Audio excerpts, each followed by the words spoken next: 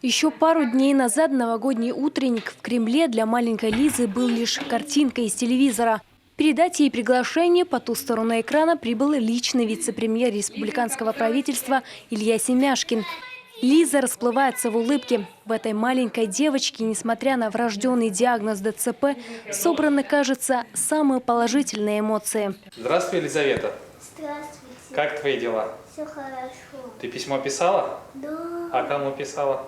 Я писала Деда Морозу. Деду Морозу? Да. А что ты от него попросила? Я попросила тебе подарок. Понятно. Да. И, наверное, ты его хочешь получить на самой хорошей елке страны. Увидеть самую красивую елку могут, увы, далеко не все. Но дополнить их компанию Лиза сможет только в конце следующего года, поскольку в этот раз вместе с мамой она будет в отъезде. Впрочем, наряды, стихотворения к празднику уже готовы. Как люблю я Новый год, елочку нарядную, станем дружно хоровод, все гостей порадуем. Она очень любит, конечно, елку, Дед Мороза, Снегурочку. И хотелось бы, конечно, поехать в Москву. То есть это большое было такое желание. И вот мне тут на днях буквально позвонили. Я, конечно, не поверила сначала.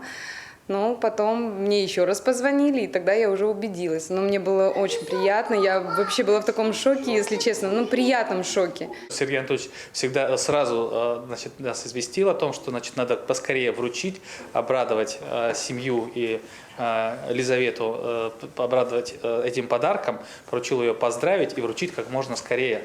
И, конечно же, с пожеланиями здоровья и успехов в новом году, расти большой.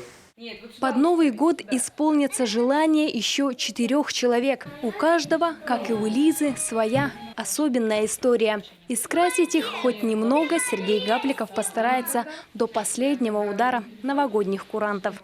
Анастасия Михайлова, Евгения Кладкевич, Павел Люлянмин, телеканал Юрган, Сыктывкар.